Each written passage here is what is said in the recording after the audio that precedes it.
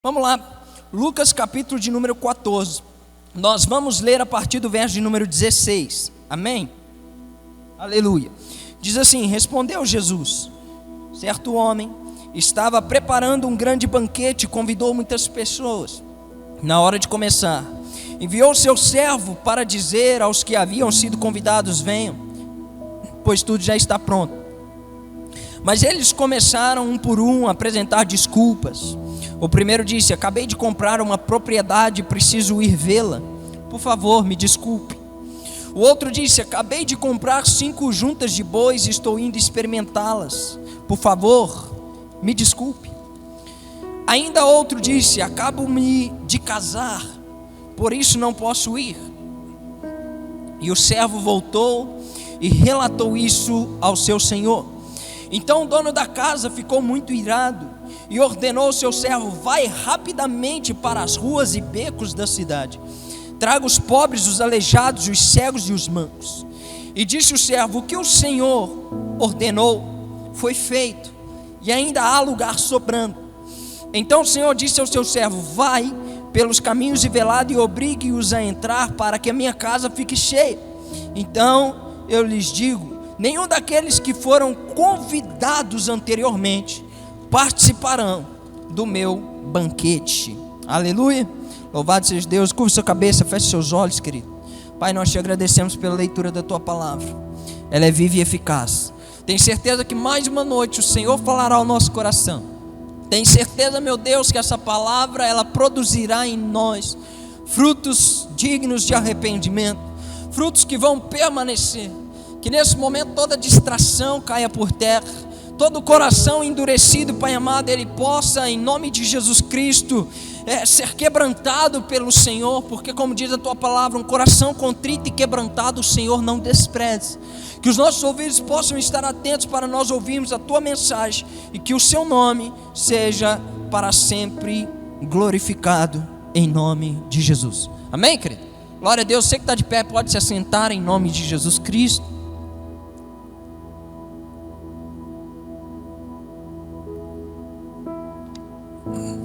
Aleluia.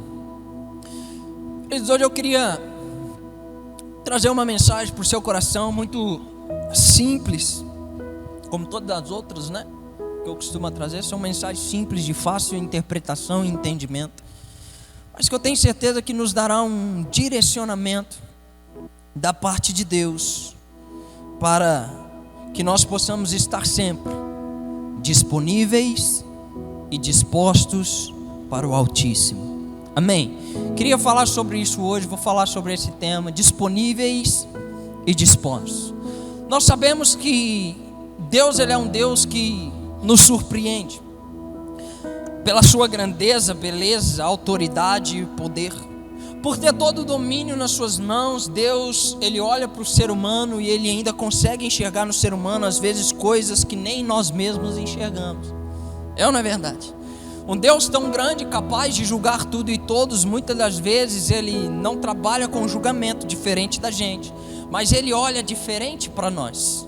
Em 1 Samuel capítulo de número 16, verso de número 7, o Senhor ele manda Samuel ir até a casa de Jessé para ungir o próximo rei de Israel, que todos nós sabemos que foi Davi.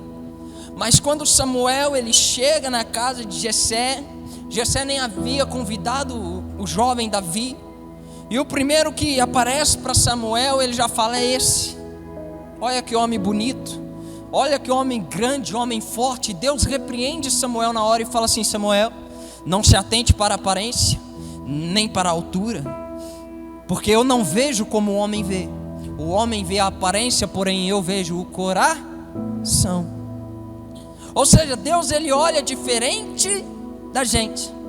Às vezes a gente olha uma pessoa e nós julgamos ela por aquilo que nós estamos vendo, né? E eu costumo a falar, não eu, mas isso é a palavra de Deus, né? Em Mateus alguma coisa, acho que está ali pelo capítulo número 5 em diante, vai falar sobre isso. Agora eu realmente não me recordo onde está, mas a palavra de Deus vai dizer que os olhos são a candeia do corpo, e se os nossos olhos forem bons, todo o nosso corpo será cheio de luz. Amém? Eu costumo falar que às vezes o ser humano ele não olha sabe, nem com os olhos carnais, ele simplesmente se enxerga na outra pessoa. Então uma pessoa que é altiva, ela sempre vai ver altivez nos outros. Por quê? São seus olhos. Você é arrogante. Por isso que quando você olha para os outros, você sempre acha que todo mundo está sendo arrogante. Já parou para pensar nisso? Às vezes nós somos falsos. Eu me incluo nisso. Todo mundo erra. Aí a gente olha para todo mundo, não sei não, esse cara aí, não sei não, acho que ele é duas caras. Por quê? Nós só estamos revelando aquilo que às vezes nós somos em outra pessoa. Porque a forma que eu vejo manifesta aquilo que eu sou. Agora, veja bem, a forma de Deus olhar o ser humano, Ele não se atentou para a beleza do ser humano. Ele não se atentou para a perfeição do ser humano, porque ninguém é perfeito. Ele não se atentou também para os erros do ser humano, muito pelo contrário, Ele olha para nós e Ele ainda consegue ver algo. Pastor, o que é esse algo, irmão? Eu de verdade não sei te explicar, mas Ele consegue ver algo em nós que Ele diz assim: ei, ainda vale a pena. Ainda vale a pena eu derramar da minha graça. Ainda vale a pena eu derramar do meu amor. Ainda vale a pena eu derramar do meu perdão. Ainda vale a pena eu enviar Jesus. Amém, irmão? Porque o amor de Deus, ele não é resumido em uma coisa. O amor de Deus é resumido em uma pessoa. Se você quer saber o quanto Deus te ama, olha para Cristo. Eu entendo dessa maneira. Pastor, não entendo, tá tudo bem. A gente pode ter divergência de pensamento, não tem problema nenhum. Mas eu entendo assim, se eu quero descobrir o grande amor de Deus, eu não posso olhar para o quanto minha esposa me ama. O amor da minha esposa pela minha vida é insuficiente comparado ao amor que Jesus tem por mim. Eu não posso olhar para o amor dos meus amigos. Eu não posso olhar para o amor que às vezes o membro tem para com o pastor, ou vice-versa, porque isso não mede o amor de Deus para comigo. Mas eu preciso olhar para Cristo, que embora sendo Deus, não usurpou ser igual a Deus, antes a si mesmo se esvaziou, assumindo a forma de servo e sendo obediente até a morte, morte de cruz. Pastor, e por que isso? Porque Ele nos amou.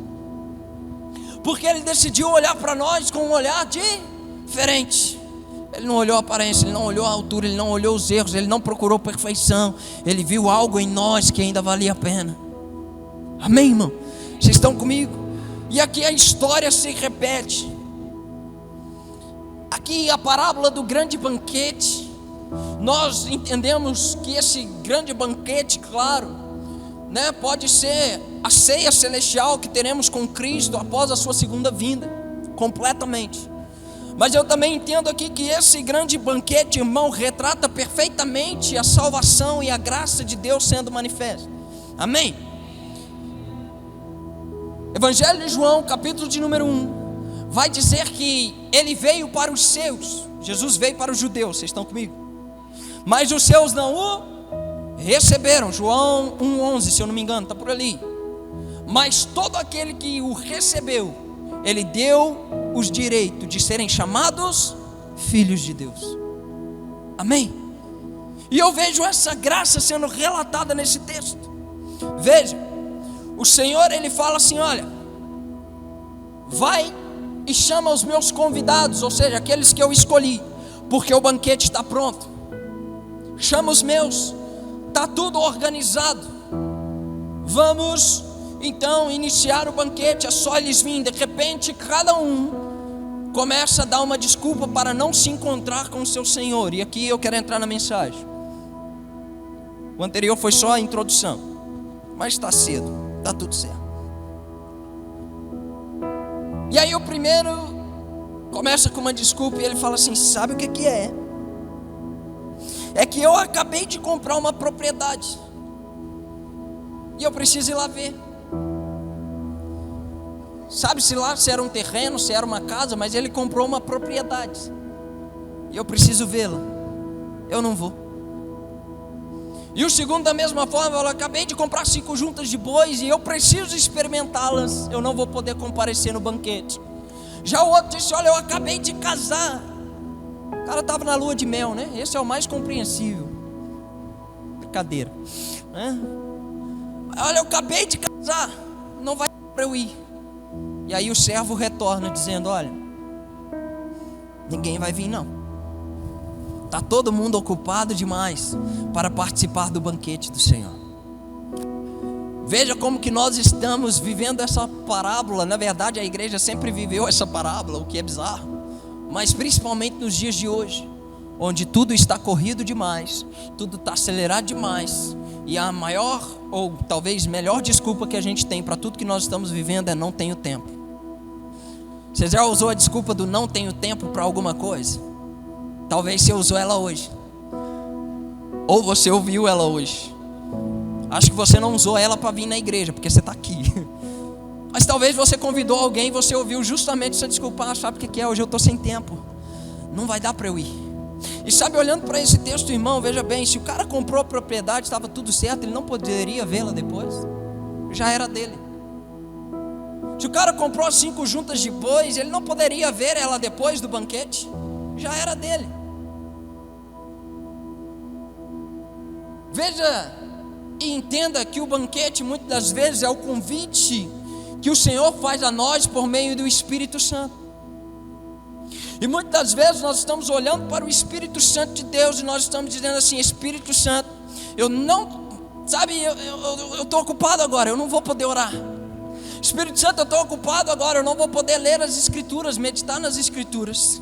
Espírito Santo, a minha vida está tão corrida que se eu fizer um jejum eu desmaio no meio da rua, não vai dar para jejuar agora. Sabe, Espírito Santo, eu estou muito afadigado com muito trabalho e geralmente eu não culpo a gente. Nós precisamos trabalhar, eu não sou contra o trabalho, os irmãos me conhecem, sabem disso aqui, né? Tem que trabalhar mesmo. Às vezes nós usamos isso como uma desculpa para não nos achegarmos mais próximos de Deus e corremos os riscos de ficar fora do grande banquete. Veja, foi exatamente aquilo que aconteceu aqui. Não, pastor, aqui eu trabalho demais e chego em casa eu ainda tenho que fazer janta e eu tenho que lavar uma roupa. Eu entendo, irmão ou irmã, eu de verdade eu entendo. O Senhor, eu não posso dizer que Ele não entende. Ele é misericordioso, amém? Ele entende. Só que a questão aqui não é sobre entender ou não querer entender. A questão aqui é que chega um tempo que não tem mais tempo. Chega um tempo que o Senhor, Ele não vai mais te fazer o convite, sinto muito. Vai chegar um tempo que nós não teremos mais a oportunidade de nos assentarmos à mesa do banquete com Ele. Vocês estão comigo aqui? Vocês estão entendendo o raciocínio lógico aqui, né? Vai chegar um tempo que o Espírito será retirado da terra, e eu acho que não falta tanto tempo assim mais. E se com o Espírito aqui, que já nos convence do pecado, da justiça e do juízo, já está difícil, imagina sem Ele. Chega um tempo que já não tem mais tempo. A graça, irmão, ela é como uma herança. Entenda isso nessa noite. Estou metaforizando para você entender. Mas a graça, ela é como uma herança. Se você não zelar pela herança que recebeu, ela vai durar para sempre? Não. Quem aqui já recebeu herança sabe do que eu estou falando. Eu nunca recebi uma herança, então nem eu sei do que eu estou falando. Mas vamos lá. Mas às vezes alguém morre e deixa para você uma grande quantia de herança. Aí você se impressiona e às vezes fala: uau, eu recebi uma herança muito boa, vou torrar tudo. Agora eu vou viver da melhor forma possível, porque eu recebi de graça. Herança de graça, irmão. Você não precisou pagar nada pela herança. Vocês estão comigo? Você recebeu de graça. E aí há um ditado que diz que tudo que é de graça a gente não valoriza. E isso, em parte, é verdade. Então, como você não ralou para conquistar aquele dinheiro, quem ralou morreu, deixou para você, você vai e torra da melhor maneira que você acha, igual o filho pródigo. Está vendo a associação? Você vai e gasta com aquilo que você quiser, só que como todo dinheiro, um dia ele acaba. A graça de Deus, ela termina, pastor, infinita. O que termina é o tempo de nós termos acesso à graça de Deus. Amém? Então eu costumo dizer que a graça, ela é como uma herança. Se nós não soubermos pegar o time aonde nós estamos tendo oportunidade de ter acesso a essa graça, vamos chamar de mesa do banquete, a gente pode, infelizmente, não ter mais tempo de ser preenchido por ela, resgatado por Jesus, ser salvo e viver um júbilo na nossa vida pós-vida. Amém, irmão? Vocês estão comigo? Aleluia. Então, primeira coisa, eu acho que a gente já entendeu. Não vou falar mais disso. O que é, pastor? Não dá mais tempo da gente dar desculpa para Deus, irmão. Eu creio que vocês ouviram a gente falar muito. Nesses últimos anos para cá, nós estamos falando muito a respeito de Jesus está voltando. E eu não fico triste quando alguém fora da igreja me ataca. Porque, diferente daquilo que talvez você pense, a gente recebe alguns tipos de ataque, né, no off. E às vezes algumas pessoas não cristãs, elas chegam, mas crente é assim mesmo, desde 1900 e bolinha, vocês estão falando da segunda volta de Jesus e não tem segunda volta coisa nenhuma, e tudo para vocês é volta de Jesus, e eu realmente não fico triste com isso. Amém? Gente com mentalidade terrena não pode entender as coisas que são dos céus, irmão. Agora sabe o que me preocupa? Crente que fala esse tipo de coisa. Não, pastor, vocês estão caducando, vocês estão preocupados demais com esse negócio da volta de Jesus. Vai ser agora não, irmão, o dia e a hora, ninguém sabe, nem o filho. É a palavra que diz, nem o filho sabe a segunda volta dele, nem os anjos que estão no céu, ninguém sabe, apenas o Pai. E eu costumo dizer, né, que isso é só uma ilustração minha, que Jesus ele não se assenta no trono largadão. Eu acredito que ele se assenta no trono assim, já preparado para sair correndo, caso o Pai fale agora. Porque ele não sabe. Então Jesus ele está o tempo todo, entendo eu, preparado para a segunda volta. A gente está. Porque se nós não entendemos essa questão e continuarmos dando desculpa para Deus que agora é muito cedo. Você já ouviu isso? Estou muito novo, pastor, agora é hora de curtir a vida. Irmão, não tem lugar melhor de você curtir a vida do que na presença de Deus. De verdade, você evita muito sofrimento, você evita muito desgaste emocional quando você vive a sua juventude aos pés de Jesus. Sério. Não, pastor, mas agora eu tenho que edificar a minha casa. Irmão, se Deus não edificar a casa, em vão trabalham aqueles que edificam. Isso não é desculpa mais. Pastor, acho que meu tempo já passou, sou velho. Irmão, não. A gente precisa acessar as desculpas. E nós precisamos estar disponíveis e dispostos. Amém? Às vezes disponibilidade não é o nosso problema. Você estava disponível hoje, por isso você veio à igreja. Só que além de você estar disponível, você teve que ter disposição para vir à igreja. Vocês estão comigo aqui?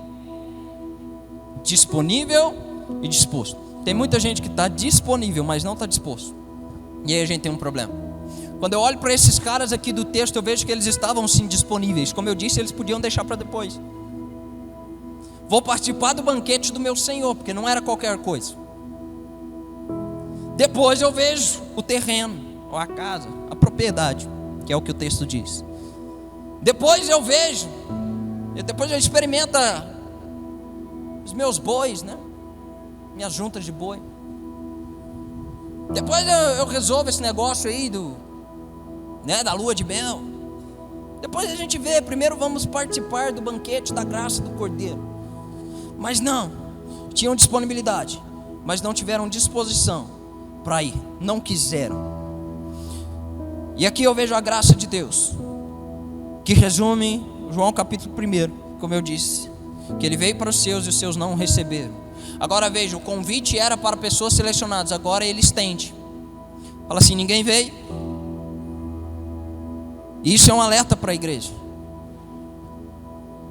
Ninguém que é dos meus, nenhum evangélico veio, vamos chamar, embora eu tenha repugnação dessa palavra evangélico, né? Coisa horrorosa. Não é evangélico, coisa nenhuma. A Bíblia não me chama de evangélico, ela me chama de filho de Deus, né? É diferente. Mas vamos usar esse tempo que é mais da mente aí de todo mundo. Não veio nenhum evangélico, não tem problema. Vai nas ruas, vai nos becos, pega os perdidos, aqueles que ninguém dá valor, aquele que ninguém dá nada por ele, porque os santarrões não estão disponíveis para receber a graça. Tem gente lá de fora que está. Então ele veio para os seus não o receberam, mas de repente ele estende agora a graça para os gentios. Pastor, quem eram os gentios? Os não judeus. Salvação era para os judeus apenas, agora é para todos nós. Por isso que nós estamos aqui nessa noite, porque ele estendeu a graça e a salvação para todos nós. Amém, irmão? Então cabe a nós agora estarmos disponíveis e dispostos para aceitar esse convite, ir mesmo participar das bodas do Cordeiro, ir participar desse grande banquete chamado salvação e graça.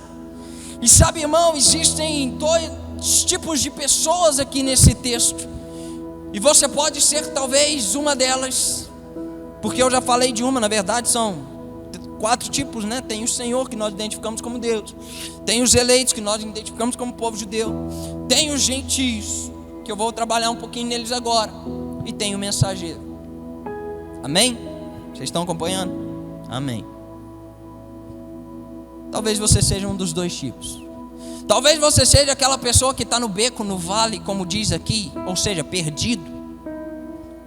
Talvez você seja aquela pessoa que ninguém te olha, aquela pessoa que dentro de você o próprio inimigo já depositou algumas coisas. Você diz assim: eu já não tenho mais jeito não, eu já não tenho mais salvação, minha vida é isso aqui mesmo, eu estou entregue e pronto. Talvez você seja essa pessoa que está no beco, essa pessoa que está no vale, precisando ser resgatada. Ou talvez, eu vou julgar que é a maioria de nós que está aqui nessa noite, como bons cristãos que nós somos, lindos, fofos, né? Nós somos o mensageiro, nós somos aquele que diz assim: ei, a graça do meu Senhor te alcançou, Ele tem um banquete preparado, bora, você vem comigo. Nós somos aqueles que vão buscar essas pessoas aonde quer que elas estiverem. Tudo que nós precisamos estar disponíveis e dispostos, tanto para receber a mensagem e ir até o Senhor, tanto quanto para levar a mensagem do Senhor. Amém? Porque, pastor, 2 Coríntios capítulo número 5 vai falar sobre isso, que Deus nos confiou o ministério da reconciliação, o qual agora nós somos embaixadores de Cristo. Nós representamos a Cristo, nós testemunhamos um Cristo vivo. Romanos capítulo de alguma coisa, procura lá, vai dizer: e como eles virão se não há quem pregue? Como eles vão crer em um Deus e um Jesus de quem eles nunca ouviram falar? Ou seja, está faltando mensageiros. E Cristo já havia previsto isso. Previsto não existe, previsto. Como que ele previu? Olha, a seara é grande, mas os ceifeiros são poucos. O que nós precisamos? Nos posicionar. Mas para a gente se posicionar, irmão, pastor, eu estou disponível. Amém. Glória a Deus. Pastor, eu estou disposto, eu quero fazer a obra. Já ouvi isso de muita gente. O problema é o que vem depois. Veja. Pastor, eu estou disposto a fazer a obra, mas... Ô, gente, sinceramente, vou contar um segredo para vocês. Toda vez que alguém fala alguma coisa boa para mim, fala com mais, eu já tremo na base. Eu falo, vai vir só porcariada, só coisa que não presta. O que vem depois do mais sempre, né, não presta nada. E aí a gente ouve isso: pastor, eu estou disponível, eu estou disposto, eu quero fazer a obra, mas eu não conheço muito bem as escrituras, mas eu não sei falar direito, mas eu não tenho muito tempo, mais isso, mais aquilo e mais aquilo outro. E eu falo, mano, a gente precisa mudar a nossa ótica. Amém? A parte do ser humano, e eu falei isso na última ministração também, e relaxa que eu não estou repetindo ministração, mas é que tem coisa que não dá, a gente tem que falar. Mas a parte que cabe a você, você vai fazer. Amém, irmão?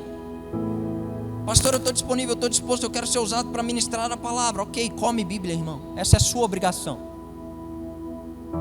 Faz um cursinho teológico, básico, alguma coisa, só para você não sair falando asneira por aí, pegando versículo isolado e tendo uma grande revelação de Deus que nem foi Deus que revelou. né? Vai estudar um pouquinho de exegese, hermenêutica, para você montar um texto legal e falar: Senhor, eu te apresento o meu texto, só que daqui para frente, se o Espírito não convencer, não são minhas palavras bonitas que vão convencer, porque às vezes a gente quer fazer a parte do Espírito.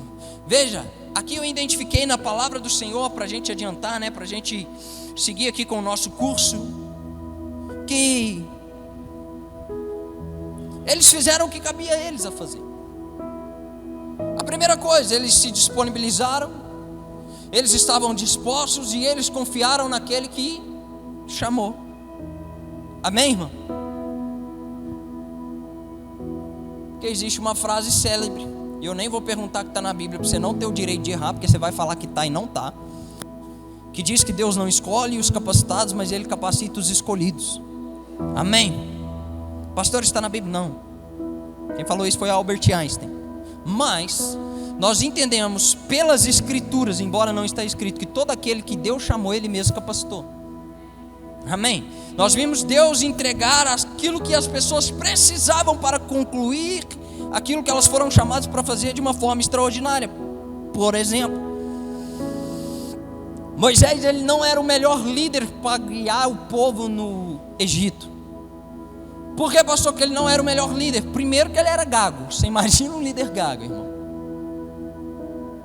Nada contra, tá? Mas é complicado, era muita gente. Agora, para piorar, além de gago, ele ainda era fugitivo.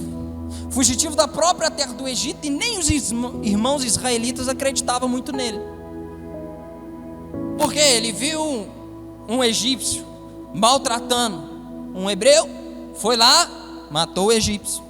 Depois ele viu os dois irmãos brigando, né, da mesma tribo. Ele foi chegar lá para separar a briga, os caras falaram assim: que você vai matar a gente igual você fez com o egípcio? Então ele foge. Então veja a característica, uau, talvez de um dos maiores líderes que nós tivemos nas Escrituras, Moisés, gago e fugitivo, sem reputação, porque ninguém confiava nele até então. E aí ele passa por um desafio tremendo. Qual que é o desafio? Tudo aquilo que ele faz, o inimigo copiava. As 10 pragas, pode ver. A única que o inimigo não conseguiu copiar foi a praga do anjo da morte, que matou os primogênitos. O resto tudo. Faz rã, está aqui sua rã. Faz a água virar sangue, nós também sabemos fazer. Tudo isso eu acredito que foi feito para quê? Primeiro, por causa que o Senhor já havia declarado: eu vou endurecer o coração de Faraó para que ele não liberte o povo, para que ele passe por essa desolação. Acabou. Deus falou, irmão, já era, vai acontecer. Mas segundo, também entendo que talvez para testar a fé de Moisés. Uai, Deus, o Senhor mandou eu lançar o cajado para virar serpente, os caras lançam o cajado deles, também vira serpente, que magia é essa? O Senhor manda eu tocar na água para ela transformar em sangue, eles também fazem da mesma coisa. Ou seja, será que o Senhor realmente está me chamando para fazer essas coisas? Será que vai acontecer? Olha o perfil do líder. Porém, quando a gente vai ver Êxodo 3:4, quando ele fala com a sarça ardente, irmão, é tudo questão de com quem que você está falando. Um papo seu com Jesus pode mudar todo o curso da sua vida. O Senhor falou assim: então, é tu mesmo. Ele fala: eu? Mas eu sou pesado de língua, eu sou gago. Fala: essa é a sua desculpa, então levarão com você seu irmão. Ele fala: se o problema é a sua gagueira, acabei de resolver seus problemas. Sabe por quê? Porque não existe problema que o Senhor não possa resolver. Para cada desculpa ele tem uma solução. Para cada problema ele já tem a resolução. O problema é com quem que a gente está falando. Às vezes a gente consulta todo mundo, menos o Eterno, que já tem todas as respostas. Amém, irmão?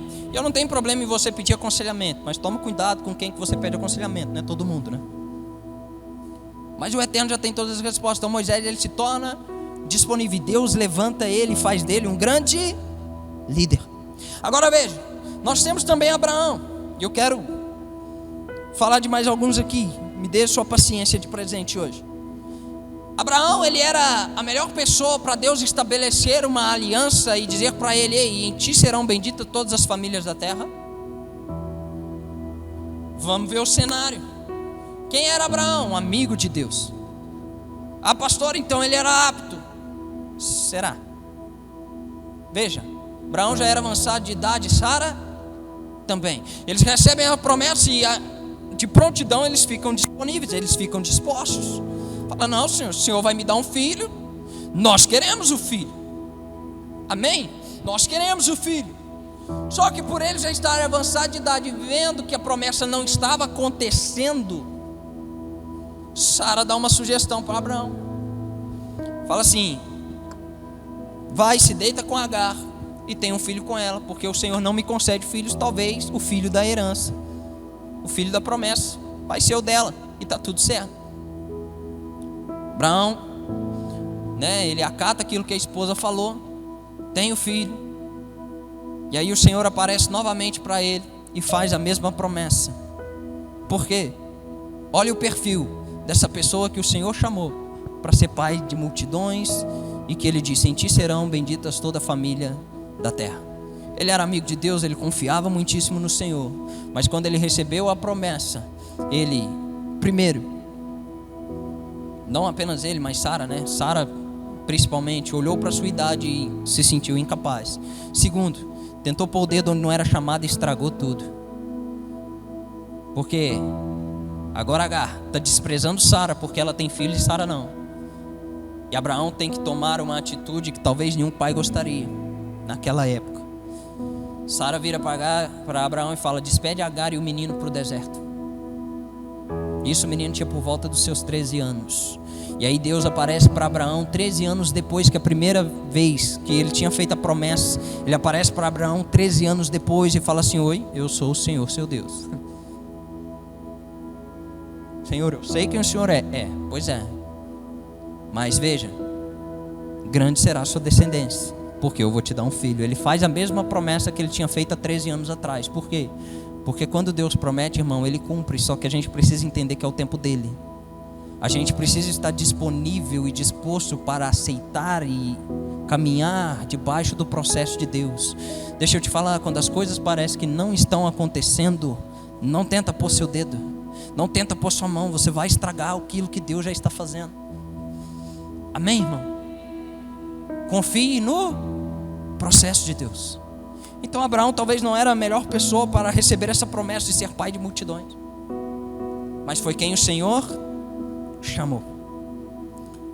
Meu Deus, Samuel, ele não era a melhor pessoa do mundo para ser profeta.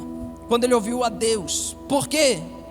Porque ele era uma criança quando ele recebeu as primeiras instruções do Senhor, que inclusive foram instruções pesadas. Agora você imagina, se é uma criança que está ouvindo a voz de Deus. Ninguém geralmente dá muita bola para criança.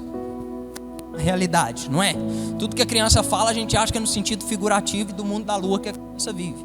Mas toma cuidado. As crianças são muito usadas pelo Senhor para nos apontar coisas que nós não vemos. Não despreze os pequeninos. Aí Samuel está lá e o Senhor chama ele. Samuel, ele corre até ele e fala: foi o Senhor que me chamou? Não, fui eu. E ele faz isso por 3 vezes. Agora eu vou correr, para a gente, acabar.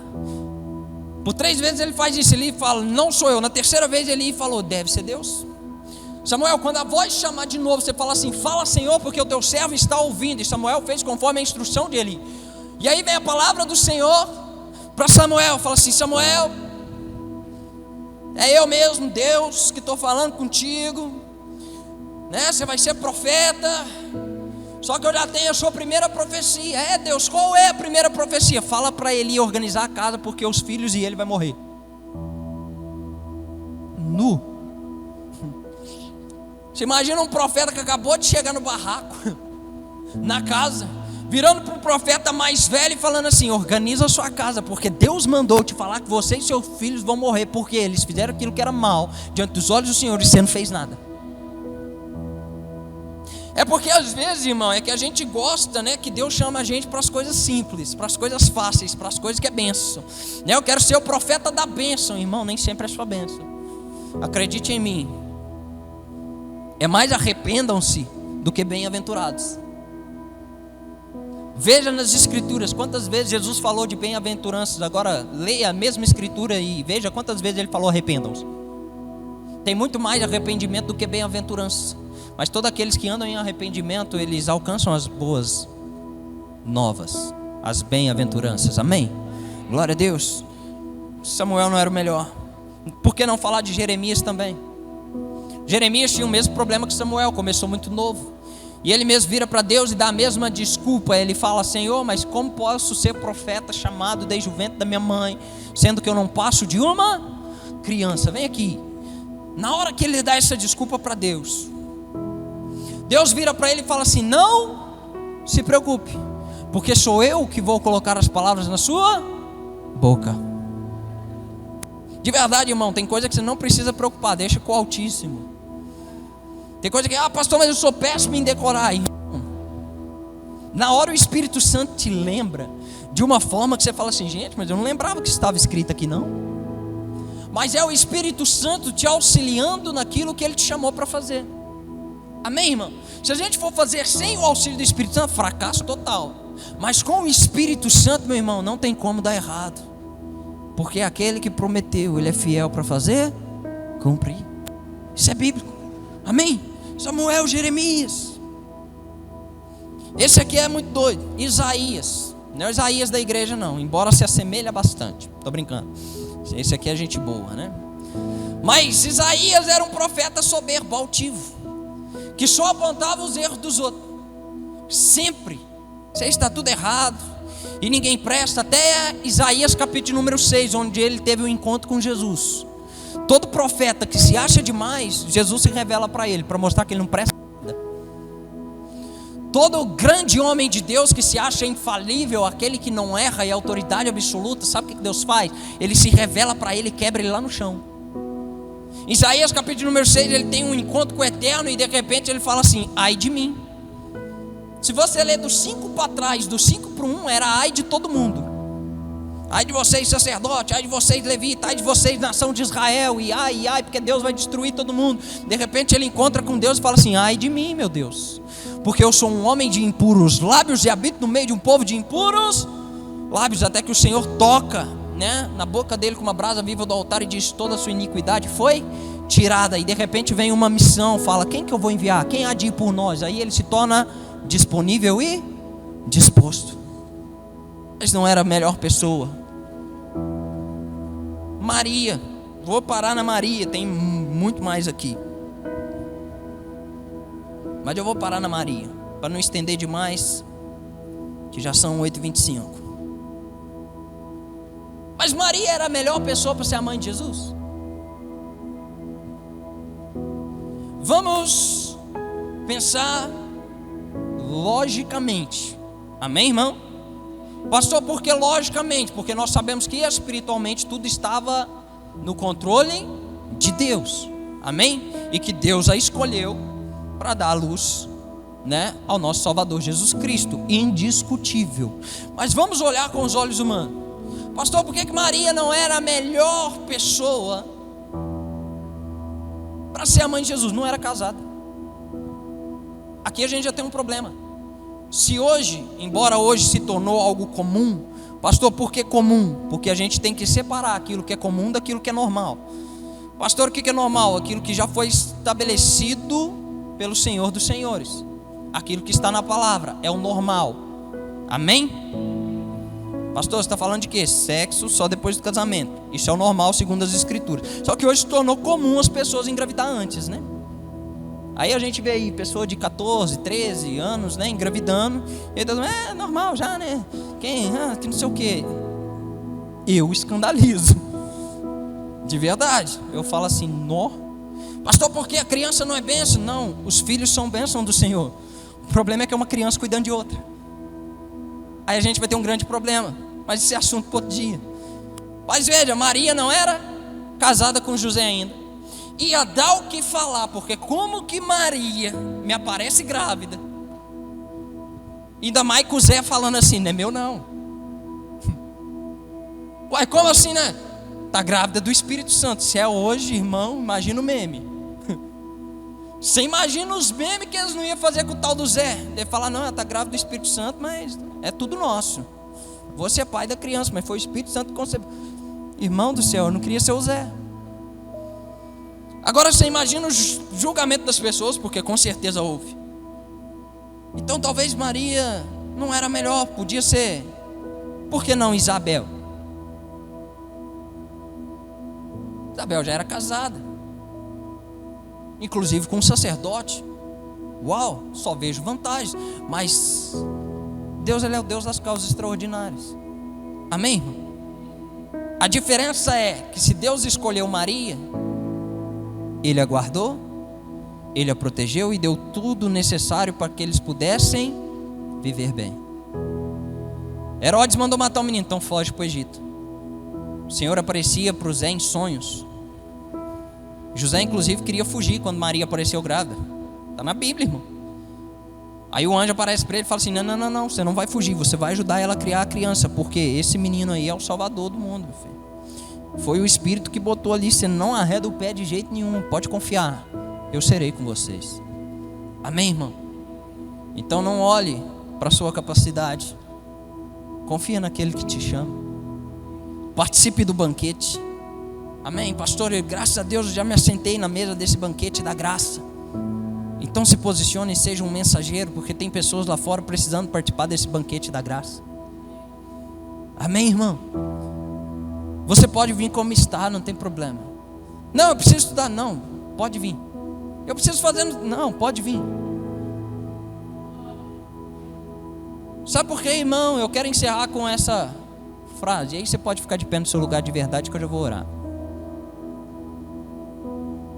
Não vou enganar vocês dessa vez de falar para você ficar em pé e eu pregar mais 20 minutos. Agora não é meme não, é sério mesmo. Mas sabe por que você não precisa se preocupar tanto da maneira que você está agora? Porque todas as pessoas que eu acompanho, inclusive eu, todas, que foram como estava na presença de Jesus, nenhuma delas permaneceu do mesmo jeito. Nenhuma. Pessoa chega toda incapaz, o Senhor Ele começa a capacitar ela lá de baixo. E ela vai subindo degrau por degrau, porque é o Senhor que capacita. Nossa parte será feita, pastor? Com certeza. Eu já falei disso aqui, nossa parte nós fazemos, mas o Senhor Ele capacita. O Senhor transforma. O problema é que às vezes entra alguém na igreja que a gente não acha que merece tanto, e a gente fala assim: será que converteu mesmo? Deixa ele, irmão.